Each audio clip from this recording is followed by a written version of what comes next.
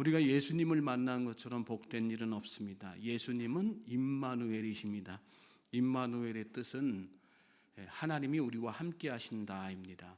예수님을 영접한 사람은 하나님이 함께 하시고 또 하나님이 함께 하신다는 증거가 반드시 삶 속에서 나타나게 되어 있습니다. 오늘 본문은 다윗과 요나단의 이야기로 시작을 하죠. 다윗과 요나단은 신분은 다르지만 중요한 공통점이 있었습니다. 하나님을 의지하는 사람, 하나님이 함께 하시는 사람이라는 것입니다. 하나님이 함께 하심으로 요나단은 암몬과의 싸움에서 승리할 수 있었고 다윗은 골리앗과의 싸움에서 승리할 수 있었습니다. 그런데 오늘 본문을 보면 하나님이 그들과 함께 하신다는 증거가 이런 어떤 전쟁터에서뿐만 아니라 그들의 일상 가운데에서도 드러나는 것을 보게 됩니다. 그렇습니다. 여러분, 하나님이 함께 하시는 사람은 위기의 상황, 어떤 문제의 상황에서만 빛을 발하지 않습니다. 오히려 평범한 삶, 또 일상 가운데에서 하나님의 능력을 경험하고 내가 하나님의 사람이라는 증거를 나타내는 사람이죠. 그래서 예수님은 우리를 세상의 빛이요 소금이라고 말씀하신 것입니다. 빛과 소금처럼 일상에 필요한 존재가 없기 때문이죠. 그런 의미에서 다윗과 요나단은 이 시대 그리스도인과 교회의 어떤 롤모델이 될 수 있다고 말씀드릴 수가 있습니다. 본문 1절 말씀 보십시오. 다윗이 사울에게 말하기를 마침에 요나단의 마음이 다윗의 마음과 하나가 되어 요나단이 그를 자기 생명같이 사랑하니라. 다윗과 요나단이 처음 만난 때에는 다윗이 사울에게 말하고 있을 때였습니다. 오늘 말씀에 그렇게 나오죠. 이전에 다윗과 요나단은 대면한 적이 없어요. 처음 여기서 대면한 거예요. 처음 만난 자리였지만 그럼에도 불구하고 오늘 말씀 보니까 두 사람은 한 마음이 되었다. 특별히 요나단은 다윗을 자기 생명같이 사랑했다. 이렇게 말씀에 나오고 있습니다. 남녀 간의 만남에서 이렇게 한눈에 첫눈에 이렇게 반해서 사랑하는 빠지는 그런 것처럼 두 사람에게 또 비슷한 일이 일어난 것입니다. 물론 여기서 말씀하는 사랑이란 남녀 간의 그런 어떤 에로스적인 사랑이 아니라 필로스를 넘어서 아가페적인 그런 사랑을 말씀하는 것이죠. 그 이유는 다윗과 사울의 대화 중에 마음이 통하는 것을 느꼈기 때문에, 즉 두 사람이 같은 신앙을 가지고 있었기 때문에 그런 것입니다. 문제를 바라보는 관점이 같고 또 대하는 자세나 또 태도가 똑같고, 요나단이 이렇게 딱 지켜보니까 다윗이 보통이 아니구나. 어쩌면 저렇게 나하고 똑같은 생각을 할까? 나만 하나님밖에 모르는 사람인 줄 알았는데 다윗도 하나님밖에 모르는 사람이구나. 내가 이 친구를 목숨보다 귀하게 여겨야 되겠다. 그런 생각을 하게 된 것이죠. 그렇습니다. 여러분, 하나님 중심으로 사는 사람들은 서로 마음이 잘 통하게 돼 있어요. 같은 마음을 품는 거지요. 무슨 마음이요? 주님의 마음, 하나님의 마음, 예수님의 마음, 성령님의 마음. 부부라도 마음이 같지 않으면 가정이 평안할 수가 없잖아요. 같은 공간에서 우리가 함께 예배하지만 우리가 동일한 하나님의 마음이 아니라면 신앙 공동체로서의 그 본질을 다 잃어버리고 마는 거 아니겠습니까? 사도 바울이 세운 교회 중에 특별히 빌립보 교회가 그런 교회였습니다. 유오디아와 순두계라고 하는 두 여집사 사이에 알력이 생겼어요. 분열이 생겼어요. 다툼이 생겼어요. 각자 다른 마음을 가지고 있었습니다. 그래가지고 교회가 편할 날이 없는 거예요. 둘 다 사역을 얼마나 열심히 했는지 몰라요. 정말 열심히 하는 사역하는 사람들이었습니다. 근데 일할 때마다 사사건건 부딪히는 거예요. 서로 자기가 옳다고, 네가 틀리고 내가 맞다고. 그런 공동체에서 여러분 진실된 사랑을 기대할 수 있을까요? 진실된 섬김을 기대할 수 있을까요? 그렇지 못하죠.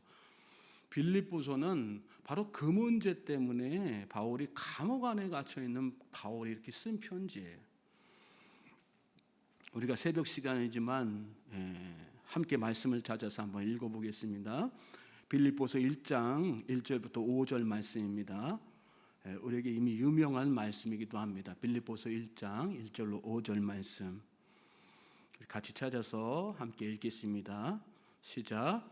그러므로 그리스도 안에 무슨 권면이나 사랑의 무슨 위로나 성령의 무슨 교제나 긍휼이나 자비가 있거든 마음을 같이하여 같은 사랑을 가지고 뜻을 합하여 한 마음을 품어 아무 일에든지 다툼이나 허영으로 하지 말고 오직 겸손한 마음으로 각각 자기보다 남을 낫게 여기고 각각 자기 일을 돌볼 뿐더러 또한 각각 다른 사람들의 일을 돌보아 나의 기쁨을 충만하게 하라.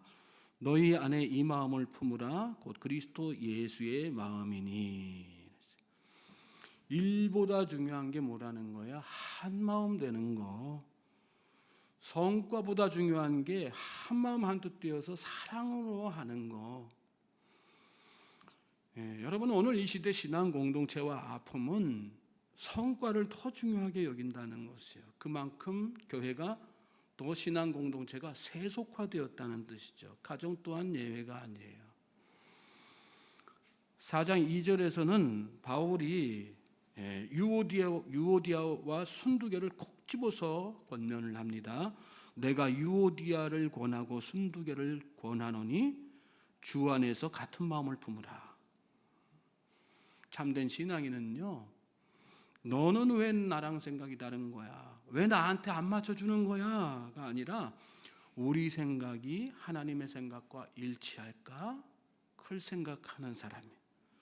우리 생각은 하나님의 생각과 같은 건가? 그래서 우리에게 같은 마음을 달라고, 우리가 하나님의 마음을 알게 해달라고 기도하는 사람, 그 사람이 진짜 참된 신앙인인 것입니다. 저는 오늘 우리의 가정이 또 우리의 교회가 그런 가정과 교회 되기를 주님의 이름으로 소망하고 축복합니다. 우리 자신이 그런 기도하면 되는 거예요. 같이 한 마음으로 하나님 앞에 열심히 기도하는, 하나님의 마음을 알게 해달라고.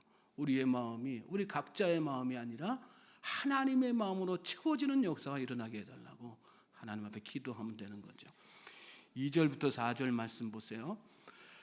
그날에 사울은 다윗을 머무르게 하고 그의 아버지의 집으로 다시 돌아가기를 허락하지 아니하였고 요나단은 다윗을 자기 생명같이 사랑하여 더불어 언약을 맺었으며 요나단이 자기가 입었던 겉옷을 벗어 다윗에게 주었고 자기의 군복과 칼과 활과 띠도 그리하였더라.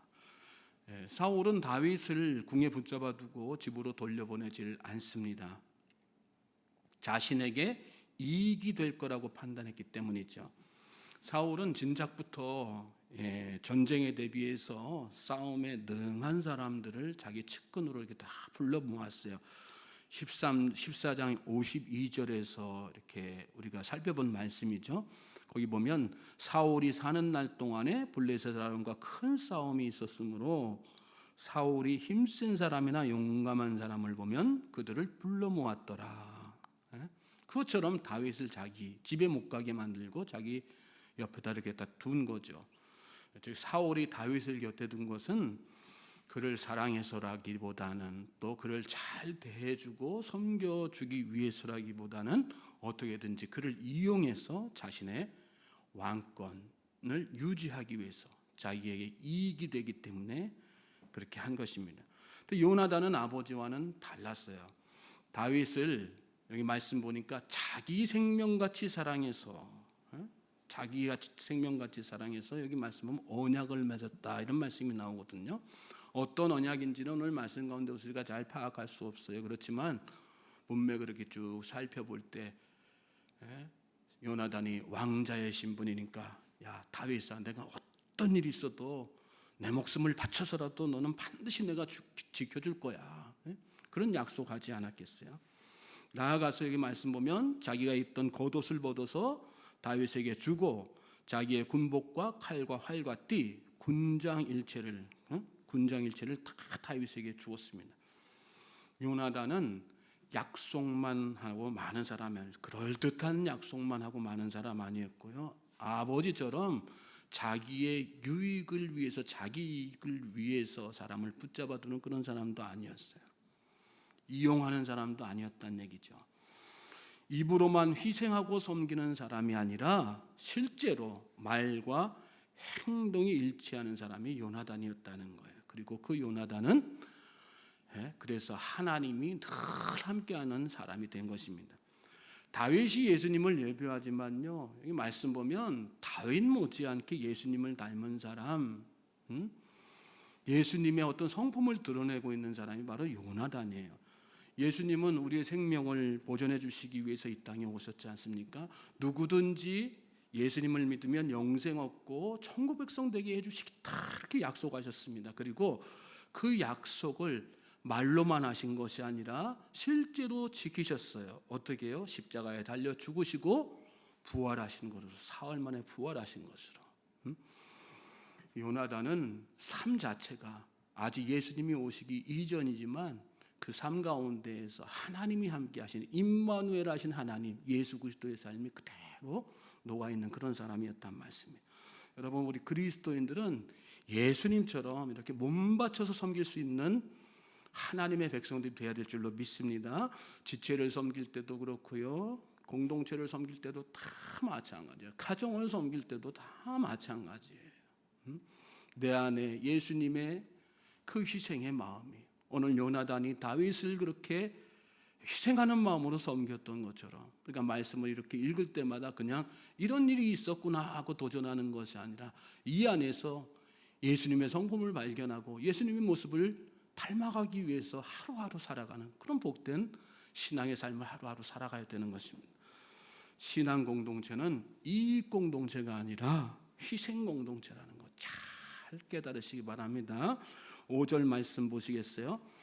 다윗은 사울이 보내는 곳마다 가서 지혜롭게 행하며 사울이 그를 군대의 장으로 삼았더니 온 백성이 합당히 여겼고 사울의 신하들도 합당히 여겼더라. 사울은 다윗에게 일을 맡겼어요. 여기 말씀 보면 보내는 곳마다 그랬는데 중차대한 그런 임무를 여러 번에 걸쳐서 이렇게 맡긴 것입니다.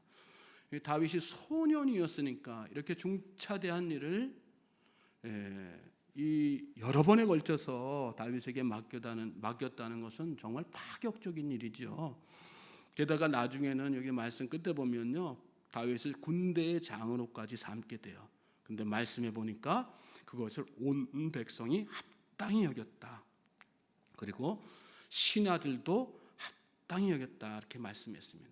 보통 이런 상황이면 다른 사람은 몰라도 신하들은 시기하고 못마땅해 하기 마련인데 그런 신하들까지도 합당하게 여겼다.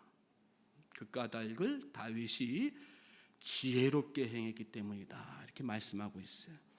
지혜롭게 행하다는 말은 히브리어로 사칼이라고 하거든요. 깨닫다, 형통하다는 그런 뜻입니다. 다윗은 매사를 하나님의 지혜로, 하나님께서 깨닫게 하시는 대로, 또 하나님이 마음에 감동 주셔서 지시하시는 대로 했다는 것입니다. 그래서 그는 온 백성들로부터도 합당히 여김받고 이 사울의 측근까지도 다 합당히 여김받는 그런 하나님의 사람이 된 것입니다. 여러분, 신앙 공동체는, 또 우리 그리스도인들은 하나님에게도 인정받고 사람들에게도 인정받을 수 있어야 되는 것입니다. 오늘 우리 교회가, 또 여러분의 가정이 저는 세상의 롤모델이 되기를 주님의 이름으로 축복합니다. 세상 지혜가 아니라 어떻게 하면 되는 거예요?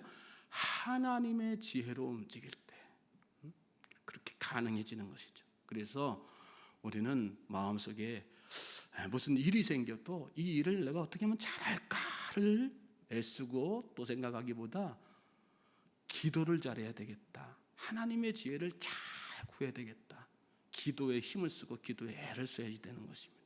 기도하면 하나님께서 지혜를 주시는 것입니다. 그리고 성령 충만케 하셔서 하나님이 함께 하시고 우리가 하는 일들마다, 여기 다윗이 가는 곳곳마다 다 그렇게 지혜롭게 행했다 말씀했잖아요. 우리가 하는 모든 일들, 우리가 어디 가서 무엇을 하든지 그 모든 일들 가운데 하나님께서 역사하셔서 모든 일들을 잘 하나님의 뜻에 맞게 합당하게, 그래서 아무런 세상이나 하나님 앞에서나 누가 되는 일 없게 하나님의 영광을 드러낼 수 있는 그런 복된 일들을 우리에게 이루어 주시는 것입니다. 오늘 이 하루가 저와 여러분의 그런 복된 날 되기를 간절히 소망합니다. 앞으로 우리 신앙의 공동체, 여러분의 가정이든 교회든 그런 공동체가 되기를 위해서 하나님 앞에 여러분이 그런 모습으로 다윗처럼 요나단처럼 쓰임 받기를 위해서 열심히 기도하시기 바랍니다. 하나님께서 여러분과 신앙 공동체, 여러분에 속한 모든 신앙 공동체를 그렇게 형통케 하시고 높여주실 줄로 믿습니다.